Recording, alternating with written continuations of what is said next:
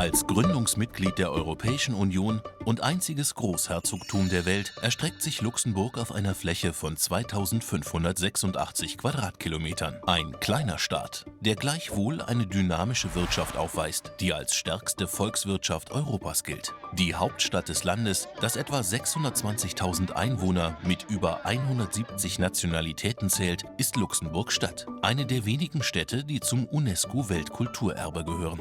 Jeden Tag kommen mehr als 200.000 Menschen aus 3 angrenzenden Ländern, Deutschland, Belgien und Frankreich, zum Arbeiten nach Luxemburg. Unabhängig davon, welches motorisierte Verkehrsmittel man in Luxemburg benutzt, es gestaltet sich heutzutage sehr schwierig, zur Hauptverkehrszeit unterwegs zu sein.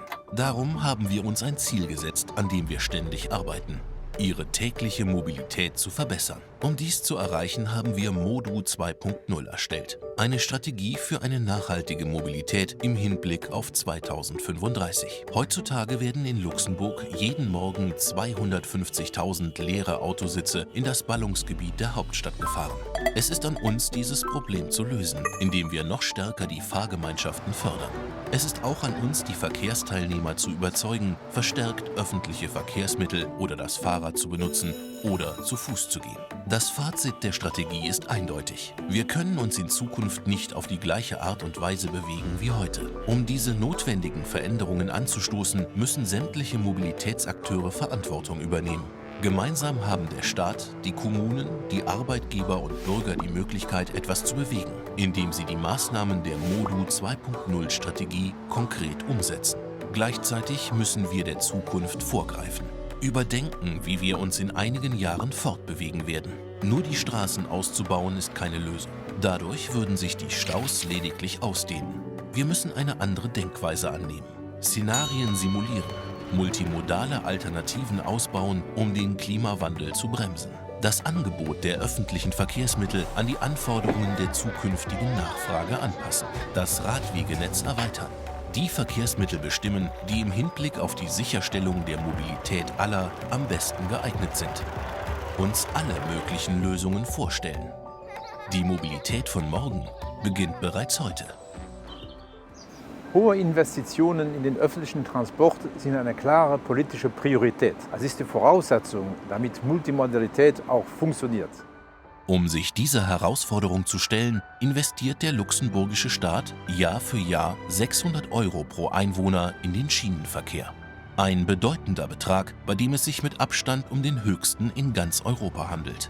Dank dieser Investitionen wird das Schienennetz ausgebaut und die Bahn zuverlässiger und bequemer. Ein Beispiel hierfür ist die neue Eisenbahnlinie zwischen Luxemburg und Bettemburg.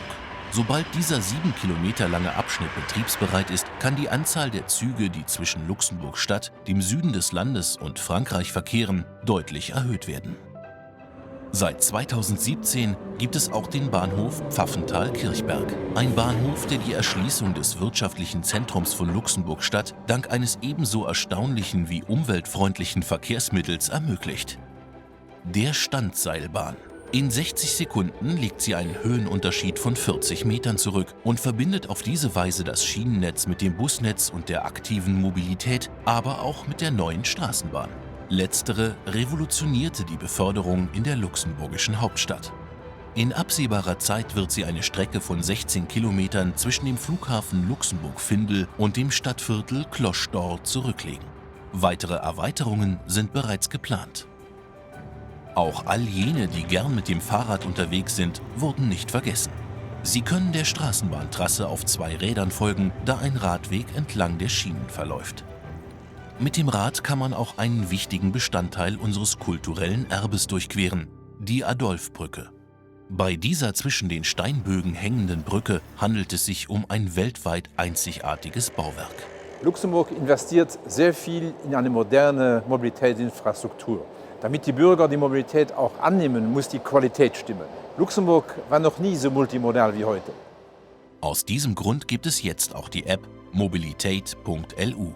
Die App ermöglicht ihren Nutzern, die öffentlichen Verkehrsmittel, das Auto, das Fahrrad und die Fortbewegung zu Fuß besser zu kombinieren, indem sie die Fahrplanauskunft und die Verkehrslage in Echtzeit sowie den ökologischen Fußabdruck berücksichtigt. Und obendrein kam im März 2020 mit den kostenlosen öffentlichen Verkehrsmitteln eine weitere wegweisende Maßnahme hinzu. Eine weltweite Premiere.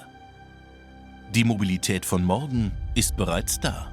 Gemeinsam werden wir erreichen, dass Luxemburg in Bewegung bleibt.